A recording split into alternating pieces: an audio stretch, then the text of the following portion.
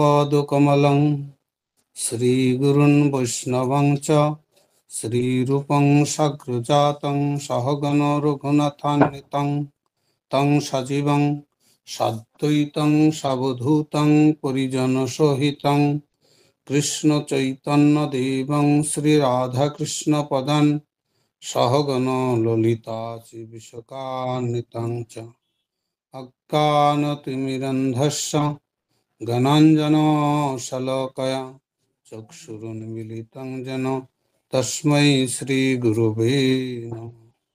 श्रीचैतन्यमनोभीष्टं स्थापितं येन भूतले स्वयं रूपो कदा मह्यं ददाति स्वपदान्तिकम् वञ्चकल्पतरुभ्यश्च कृपासिन्धुभ्यैव च पतितानां पावनेभ्यो वैष्णवेभ्यो नमो नमः। नमोऽयं विष्णुपदाय कृष्णपृष्ठाय भूतले श्रीमते भक्तिवेदान्त स्वामिनिति नामिने। नमस्ते सरस्वतीदेवी गौरवाणी प्रचारिणे निर्विशेष शून्यवादी पाश्चात्यदेशतारिणे। नमोऽयं विष्णुपदाय कृष्णपृष्ठाय भूतले श्रीमते भक्तिवेदान्त स्वामिनिति नामिने। नमस्ते सरस्वतीदेवी गौरवाणी प्रचारिणे निर्विशेष शून्यवादी पाश्चात्य देशतारिणी। ओं तत्सत् ओं तत्सत् ओं तत्सत्। सुधी भक्तमंडলী सबाइके জানাই দণ্ডবত প্রণতি নিবেদন। হরে কৃষ্ণ। তাহলে আমরা আজকে 30 নম্বর শ্লোক আমরা শুরু করব। নারায়ণ তম নহি সর্বদেহিনাম আত্মায়সি অধীশ অখিল লোক সাক্ষী নারায়ণ।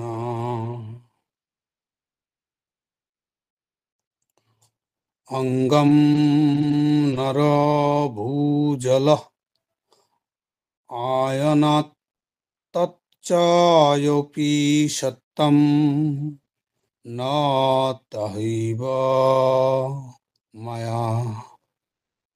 ওইখানে ব্রহ্মা বলছেন ভগবানকে, হে অধীশ্বর, তুমি অখিল লোক সাক্ষী, তুমি হচ্ছ সকলের প্রিয় আত্মা, তাই তুমি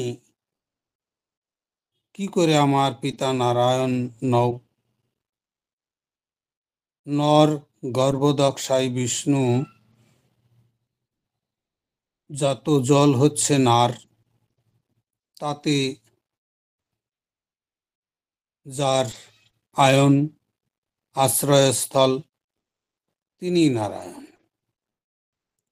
তিনি আমার অঙ্গ অর্থাৎ অংশ। তোমার অংশ কারণদক্ষায় বিষ্ণু, ক্ষীরদক্ষায় বিষ্ণু, গর্ভদক্ষায় বিষ্ণু কেউই মায়ার অধীন নন, তারা সকলেই মায়াধীশ, মায়াতীত পরম সত্য। এইখানে ব্রহ্মা প্রথমে বলেছিলেন ভগবান কৃষ্ণকে, তুমি আমার পিতা। তো ভগবান বলছে, তোমার পিতা তো নারায়ণ, আমি কি করে পিতা হলাম? আমি তো গোপ বালক, আমি গো সখাদের সাথে খেলাধুলা করি, আমি সাধারণ একটা শিশু, তোমার পিতা কি করে হব? তার উত্তরে এখানে ব্রহ্মা বলছেন যে তুমি আমার পিতা। কেননা তাই বলছে যে তুমি অখিল জগতের লোক সাক্ষী, মানে অখিল লোক সাক্ষী। তাহলে অখিল লোক সাক্ষী কথাটা গুরুত্বপূর্ণ। আমরা এই জড়জগতের আমরা জন্মগ্রহণ করেছি। তো জন্মগ্রহণে আমরা কিছুই জানি না। কতদিন মাতৃগর্ভে ছিলাম, কি করেছি তাও জানি না। এবং আমরা গর্ভস্থ হয়েছি তখনও কিছু জানি না। কিছুদিন পরে পালন পোষণ করে খাইয়ে দাইয়ে যত্ন করে বড় করেছে। তারপরে বিদ্যালয়ের জ্ঞান প্রাপ্ত হয়ে, ডিগ্রি প্রাপ্ত হয়ে, অহংকারে বশীভূত হয়ে মা বাবাকে অনেকে চিনে না। তো তারা মা বাপকেও দেখে না, বলে আমি একা একাই হয়েছি, একা একাই জন্মগ্রহণ করেছি, একা একাই সব করেছি, একা একাই আমি এত বড় পদ পেয়েছি। বিশ্বাস করে না বা তারা বোঝার চেষ্টা করে না। তো তাই এখানে আমাদের সাক্ষী অনেক। দেখুন, আমরা যখন জন্মগ্রহণ করি তখন একজন সাক্ষী দেয়, স্বাক্ষর সাইন করে, আমার জন্ম বার্থ সার্টিফিকেট দেয়। বাকি সাক্ষী তো অনেকেই, গ্রামের লোক, পাড়ার লোক, আত্মীয় স্বজন সবাই সাক্ষী থাকে। কিন্তু তারপরে মেন সাক্ষী দেয় যিনি সার্টিফিকেট দেন, বার্থ সার্টিফিকেট সিগনেচার করেন, তিনিও একজন সাক্ষী। তারপরে আমরা পড়াশোনা করে একটা ডিগ্রি পাই, সার্টিফিকেট পাই, সেটাও একটা সাক্ষী। স্কুলে যাই, সেটাও সাক্ষী। স্কুলের নিয়ম অনুসারে ড্রেস কিনতে হয়। এ না আমার বাবার পয়সা নেই, আমি গামছা পরে যাব, কেন আমি ড্রেস পরবো, আমাকে টাকা দিবে মাস্টার? এরকম নয়।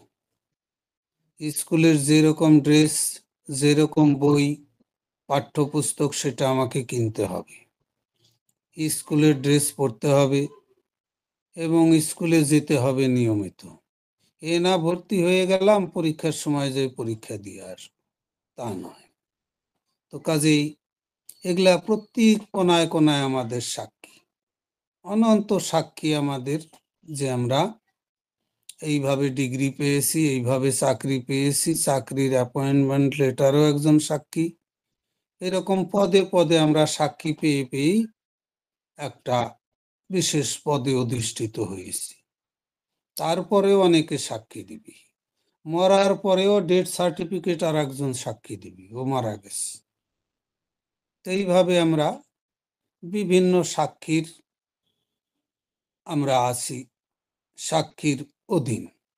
নিজে আমরা নাম রাখতে পারি না, নাম আর একজনে রাখবে, সেটাও সাক্ষী। তো কিন্তু এইখানে ব্রহ্মা বলছেন তুমি অখিল লোক সাক্ষী। অখিল লোক সাক্ষী মানে অনন্ত কোটি জগৎ যে আছে সৃষ্টি, তুমি একমাত্র সবার সাক্ষী। কেন আমরা আমাদের সাক্ষী নই? আমরা মৃত্যু হইলে আমরা বলবো না যে আমরা তার 6 মাস আগে বলবো না অত তারিখে অতটার সময় এবং অতটায় আমি যাব।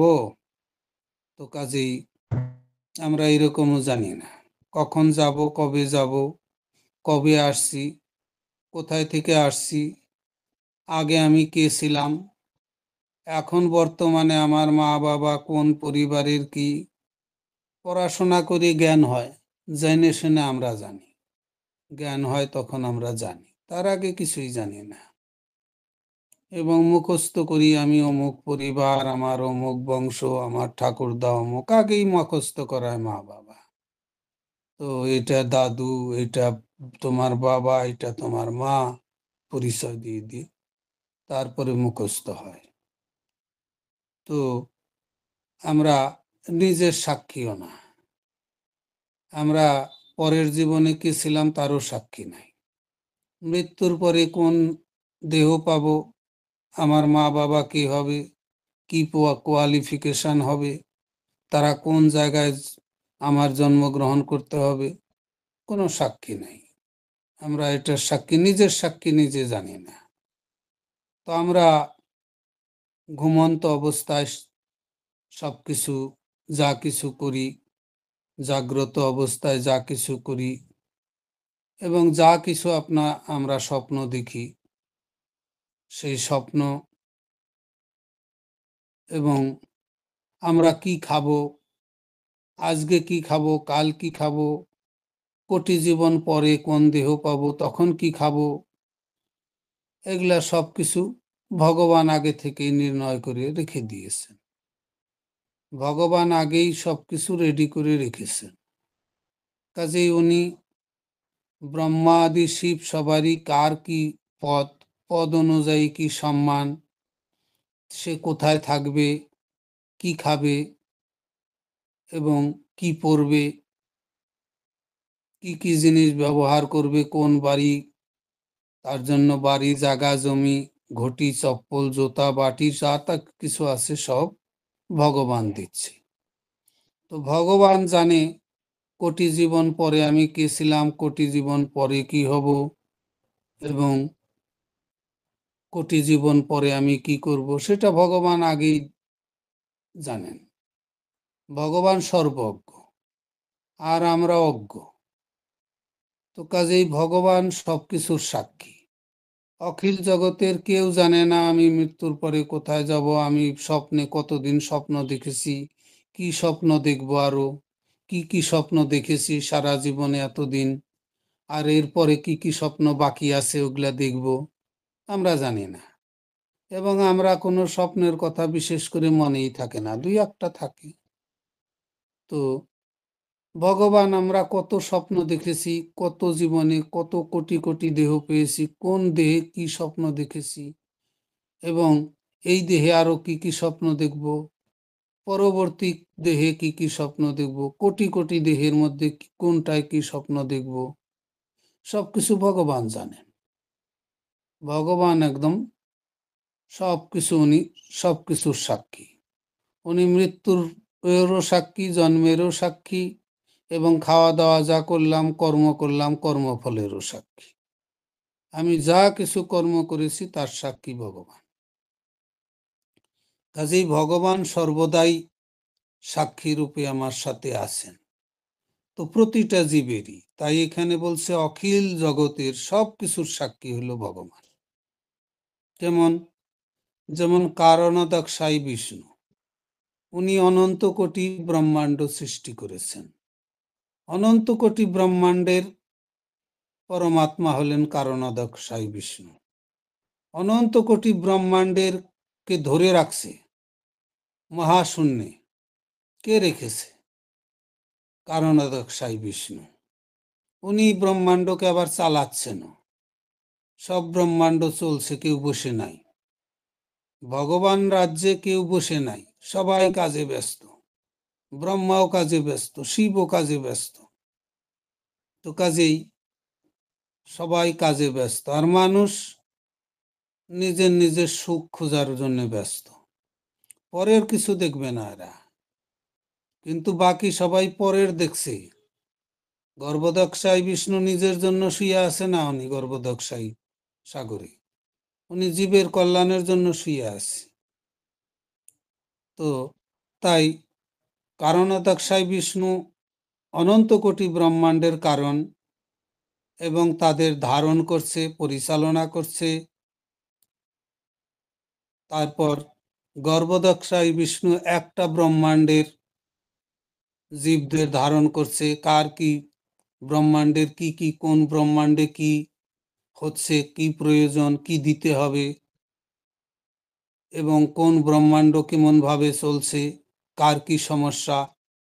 গর্ভদক্ষায় বিষ্ণু সম্পূর্ণ ব্রহ্মাণ্ডের খবর উনি জানেন। উনি সম্পূর্ণ ব্রহ্মাণ্ডের সাক্ষী। আর আমরা একটা বাড়িরও সাক্ষী না, বাড়িতে শুয়ে থাকি, তার ঘরেরও সাক্ষী নাই। তো তাই এইভাবে ব্রহ্মাণ্ডের সাক্ষী। তারপরে হচ্ছে ক্ষীরোদক্ষায় বিষ্ণু, ইনি সমস্ত জীবের সাক্ষী। সমস্ত জীবের কার কি প্রয়োজন সেটা উনি সরবরাহ করছেন।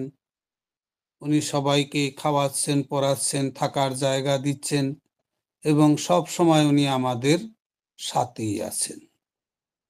উনি প্রত্যেকের হৃদয়েও আছেন, আবার সম্পূর্ণ বিরাজমান সম্পূর্ণ ব্রহ্মাণ্ডে। গর্ভোদক বিষ্ণুরই উনি অংশ, কাজেই অংশ গর্ভোদক বিষ্ণুর সাথে যুক্তই, কাজেই কারণোদক সাথে যুক্তই। কাজেই এই তিন পুরুষ সম্পূর্ণভাবে সবকিছুকে পরিচালনা করছেন সুষ্ঠুভাবে। আর আমরা একটা সংসার, একটা বাড়ি, একটা পরিবারও চালাইতে পারি না। এমনকি কোনো কোনো ব্যক্তি পরিবার চালাইতে চালাইতেই শুয়ে যায়, পরিবার চালাতে চালাতে শেষে মৃত্যু হয়ে যায়। মৃত্যু হয়ে যায় পরিবার চালাইতেই, আর কিছু দেখতে পায় না, সময় পায় না। একজন ড্রাইভার যদি সে গাড়ি চালাতে চালাতে মারা গেল, তাহলে কেমন পরিস্থিতি? আর কিছু জানলো না, শুধু চালাইলো, আর কোনো দিকে দেখলেও না, জানলেও না, তাহলে ভারী দুরবস্থা। তো কাজেই আমরা যদি পরিবার চালাইতেই যদি দেহ রাখি, তাহলে আউটপুট তো কিছুই হইল না। আমরা পরবর্তী গাড়ি চালানের যে কেমন গাড়ির, সেটারও তো যত্ন করলাম না। তো এইভাবে অনেকে এই সংসার চালাতেই হিমশিম খেয়ে যায়, আর আশেপাশের কিছু দেখাশোনা করার সুযোগও পায় না, এবং ওই গাড়িটারও যত্ন নেয় না। গাড়িটা যে পরবর্তীতে নষ্ট হয়ে যাবে বা কি হবে সেটারও জানে না। তো এইভাবে দেখা যায় যে ক্ষীরোদক বিষ্ণু ইনি প্রতিটা হৃদয়ে প্রতিটা জীবকে চালাচ্ছেন, আবার প্রতিটা জীবের কার কি প্রয়োজন সেটাও চালাচ্ছেন, আবার প্রতিটা জীবকে উনি ভরণ পোষণ সম্মান মান সম্মানও উনি দিচ্ছেন। আমরা কাউকে মান সম্মান দিতে জানি না, আমরা খালি নিজের সম্মান চাই, বাকি কারো সম্মান আমরা দিতে চাই না। কিন্তু ভগবান নিজের সম্মান উনি কিছুই রাখেন না। সবাইকে যত উপযুক্ত ডেজিগনেশন অনুযায়ী সবাইকে উনি যেটুক সম্মান প্রাপ্ত ভগবান পুরোপুরি দেন। ভগবান নিজের পকেটে রাখেন না, আরে রাজ এত সম্মান দিব কেন, ওই কিছুদিন পরে দেওয়া যাবে, ওই রকম ভগবানের কাছে পেন্ডিং থাকে না। ভগবান দিনে যেখানে যতটুক সে সম্মান পাবে ততটুক সম্মান সে দিবেই। তো ভগবান কাউকে অসম্মান করে না। হয়তো অনেকে বলতে পারে তাহলে ভগবান অসম্মান করে। না, ভগবান অসম্মান করে না। আমার কর্ম ফলের জন্য আমি অসম্মান হই।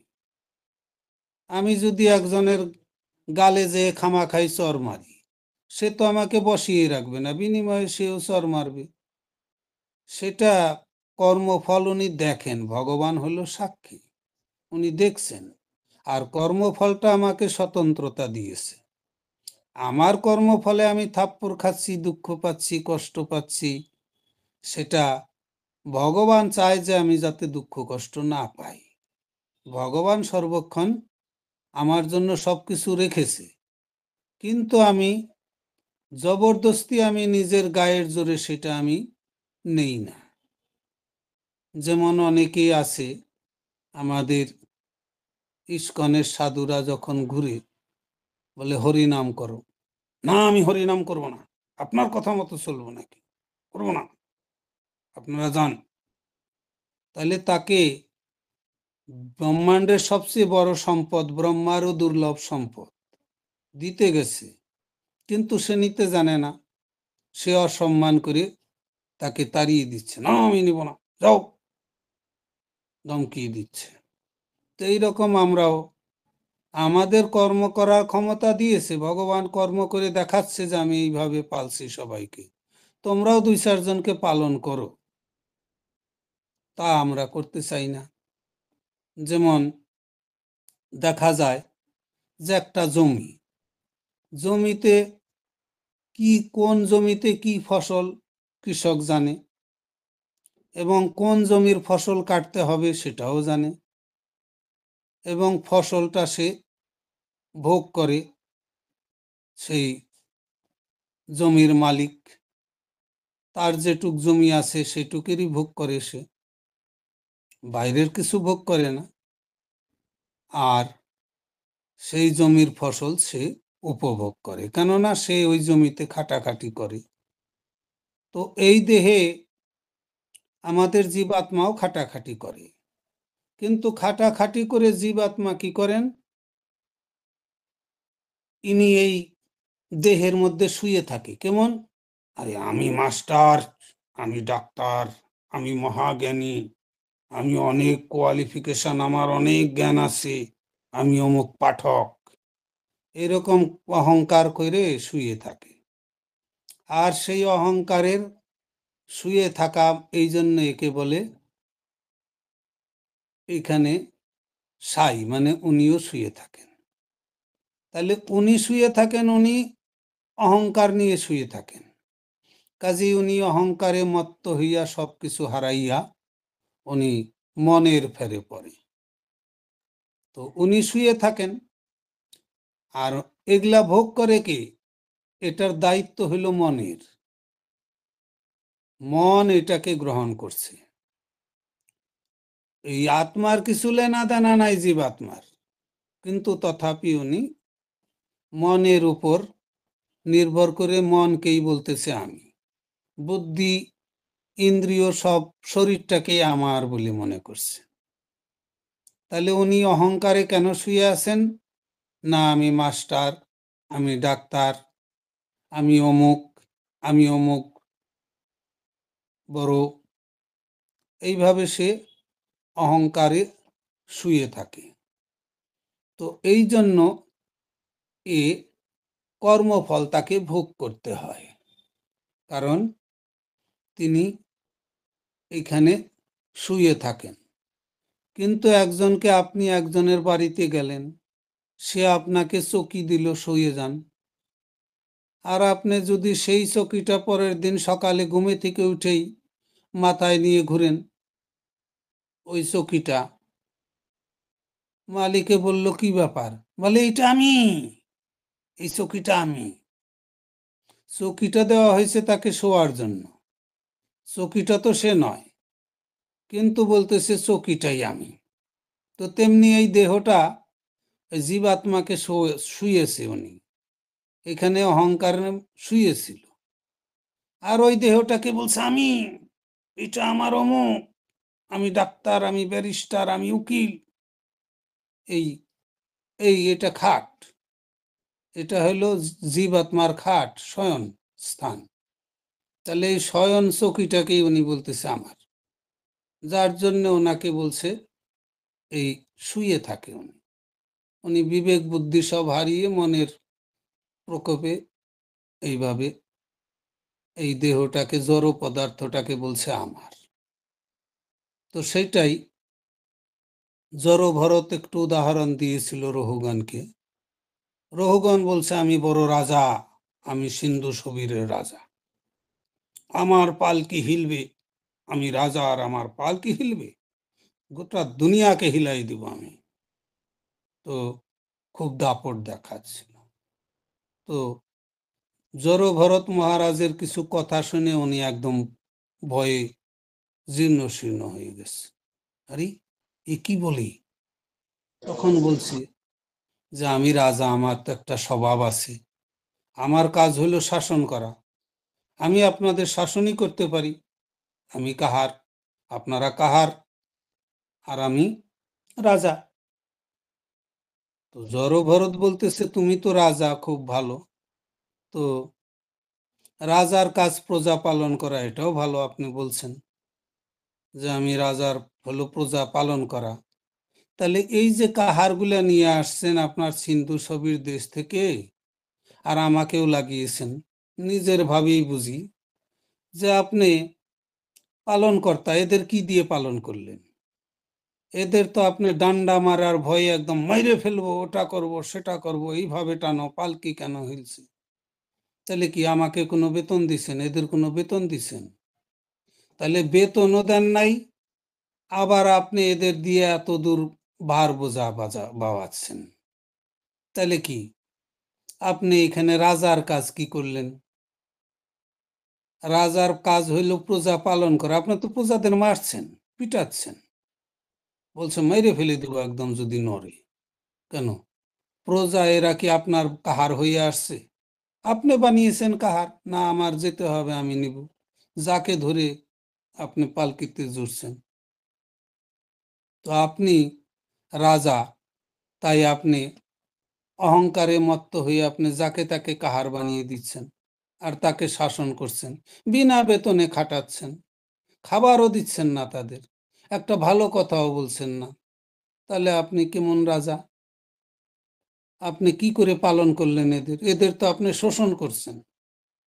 এদের আপনি আহ কষ্ট দিচ্ছেন। রাজার কাজ কি এরকম? তো এইভাবে বুঝিয়ে দেয়। তাই আমরা ওইখানে আমাদের জীবাত্মা এইভাবে বুঝা চক্করে পড়ে। কাজ করে সব মনে, কিন্তু তার ফল ভোগ করতে হয় এই জীবাত্মার। তো এই বিষয়ে আমরা বিস্তারিত বললে সময় লাগবে। তো আমরা পরবর্তী শ্লোকে প্রবেশ করব। হরে কৃষ্ণ। শিশুবৎস হরি ব্রহ্মা করি অপরাধ, অপরাধ ক্ষমাইতে মাগেন প্রসাদ। তো বলছি,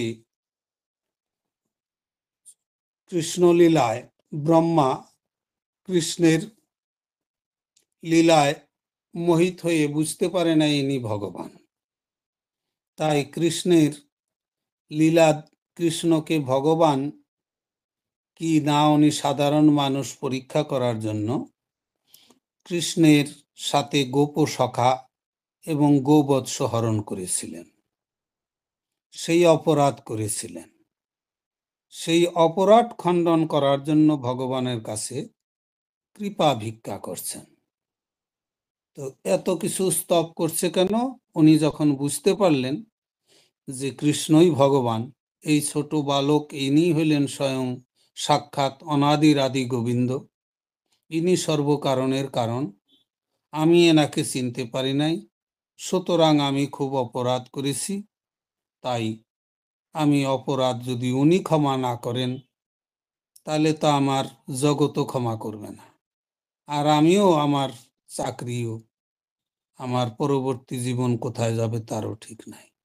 ভগবানের চরণে অপরাধ হলে তার তো অস্তিত্ব থাকে না। তো তাই ব্রহ্মা চিন্তা পড়ে গেলেন যে আমি এত বড় অপরাধ করলাম, ভগবানকে আমি তপস্যা করে নিয়ে আসলাম, ভগবানের লীলাও দেখলাম, কিন্তু লাস্টে ভগবানকেই চিনতে পারলাম না।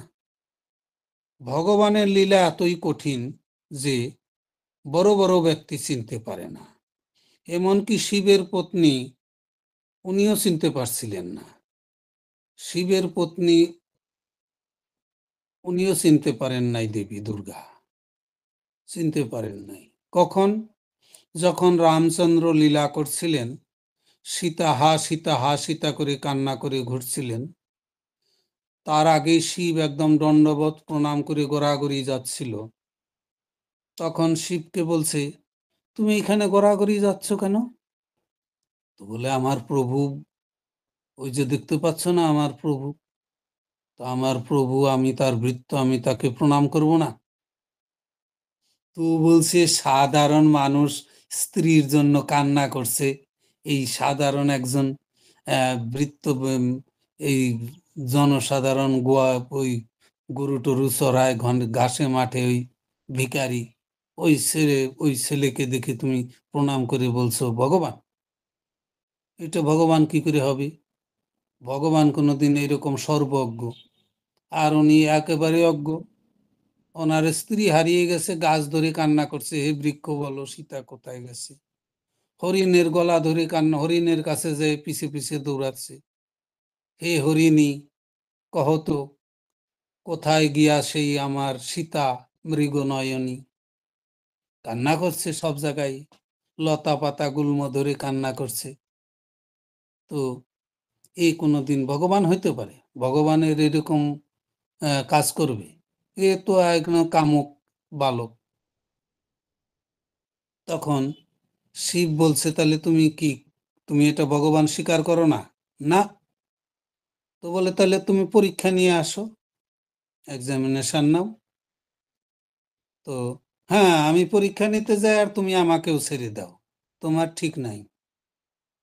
তখন শিব বলে, আমি এখানে বট গাছের এখানে যে বসছি, এখানে বসেই থাকবো, তুমি যদি যতদিন লাগে তুমি পরীক্ষা নাও, আমি এইখানেই থাকবো, আমি মালা জপ করছি, যাও, তোমার কোনো চিন্তা নাই। তখন শিব পত্নী রাম লক্ষণ কান্না করছে, লক্ষণ থামাচ্ছে, কান্না করছে এই রাম। তো রামচন্দ্র বলছে, এইরকম সীতা এই গোদাবরী নদীতে যেত, হয়তো ওখানে গেছে, চলো ওখানে যাই, নানা রকম ভাবে কান্না করছে। বলছে, আমি অযোধ্যায় যাব না, অযোধ্যায় গেলে লোকে, আমি কি করে সীতার বাবাকে আমি কি করে মুখ দেখাবো, আমি তার কন্যাকে আমি দায়িত্ব নিয়েছি যে আমি পতি হয়েছি, তাকে পালন করব, আমি তাকেই পালন করতে পারি নাই, আমার তো জীবনই বেকার। কান্না করে যাচ্ছে। তো সীতা দেবী কান্নার কাছে যে এক নাকি দেবী সীতা সেজে একদম গেছে, যে সাধারণ বালক আমাকে দেখলে একদম জড়িয়ে ধরবে, সীতাকে পেয়ে গেছি। সীতার ড্রেস, সীতার রূপ ধরে গেছে দেবী। আর রামচন্দ্র দেখে বলে, মাতে, শিবকে কোথায় বসিয়ে রেখে আপনি ঘুরছেন, কি ব্যাপার বলুন, ভালো আছেন তো? নমস্কার করছে। আর তখন তো দেবী একদম ভয় পেয়ে গেছে, হায় হায়, ভগবানকে আমি অপরাধ করলাম, সঙ্গে সঙ্গে দণ্ডবত প্রণাম করে আর আর উঠে না। তো একেবারে দণ্ডবত হয়ে গেছে, আমি ভীষণ অপরাধ করছি, ক্ষমা অপরাধ। তো সেই রকম ব্রহ্মাও অপরাধ ক্ষমা চাচ্ছেন, কারণ ভগবানকে চিনতে ভুল করে সবাই। তখন তো সময় আরো নাই, এখন খালি শ্লোক পড়ে যাব।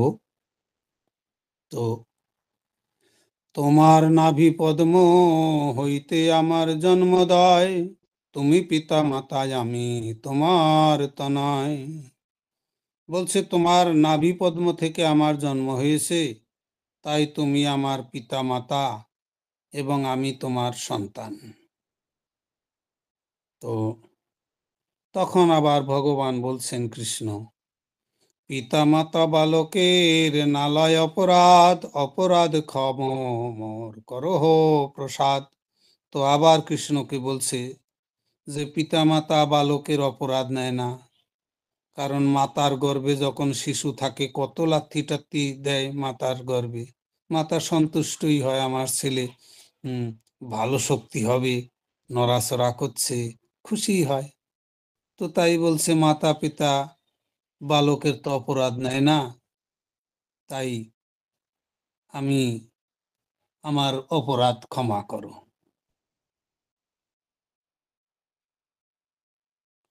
কৃষ্ণ কহেন, ব্রহ্মা তোমার পিতা নারায়ণ, তুমি গোপ তুমি কৈসে আমার নন্দন। কৃষ্ণ বলছেন, হে ব্রহ্মা, তোমার পিতা নারায়ণ আর আমি গোপ, আমি একজন গোপ বালক, গরু চড়াই। তুমি কৈসা আমার নন্দন, তুমি আমার পুত্র হবে কি করে? গোয়ালার তো আমি তো গোপ বালক, আমি বিয়ে থোয়াই করি নাই, আমার পুত্র হবে কি করে? তো আমি সাধারণ একজন গোয়ালা। তো তখন ব্রহ্মা বলছে, ব্রহ্মা বলেন, তুমি কি না হও নারায়ণ? তুমি নারায়ণ, শুনো তাহারও কারণ। তো ব্রহ্মা বলছে, কেন তুমি নারায়ণ না? তুমি নারায়ণ, তার কারণ আমি বলছি। তাহলে ব্রহ্মা উত্তর দিলেন যে, তুমি নারায়ণ নও, তুমি যে নারায়ণ, কারণ আমি বলছি, কৃপা করে আপনি একটু শ্রবণ করুন। অপ্রাকৃত সৃষ্ট যত জীবরূপ, তাহার যে আত্মা তুমি মূল স্বরূপ। তো এইখানে বলে গেলেন, ব্রহ্মা বললেন তুমি নারায়ণ। তার উত্তরে বলতেছেন যে প্রাকৃত অপ্রাকৃত সমস্ত জগতের তুমি জীব স্বরূপ, আর তোমারই অংশ হলো এই সব। তাহলে তোমার অংশ, তুমি অংশী, তাহলে তুমি মূল নারায়ণ। তো এইভাবে শর্টকাটে আমরা আজকের কথা এখানে বিশ্রাম দেব। তো এইভাবে তাহলে ভগবান কেমন ভাবে মূল উৎস সেটা উনি প্রকাশ করলেন ব্রহ্মায় এই শ্লোকের মাধ্যমে। ব্যাখ্যা করছি না, কারণ সময় ব্যাখ্যা নাই। তো প্রাকৃত অপ্রাকৃত জগৎ সম্পূর্ণ ভগবান সৃষ্টি করেছেন, আর ভগবানই তার অংশের দ্বারা সমস্ত জগৎকে পালন করছেন, ভরণ পোষণ করছেন। যার যেটা প্রয়োজন, যে ব্রহ্মাণ্ডে যেটা সূর্য লাগবে সেটাও দিচ্ছেন, চন্দ্রও দিচ্ছেন, তারামণ্ডলও দিচ্ছেন, এবং খাবার আদি যা কিছু খাদ্যশস্য সেটাও ভগবান করছেন, এবং বিভিন্ন রকম দেহের খাবার, পুষ্টি সাধন এবং বুদ্ধিটাও ভগবানই দিয়েছেন। তো এইভাবে ভগবান সবাইকে পালন করছেন। তো আমরা এখানে বিশ্রাম দেব।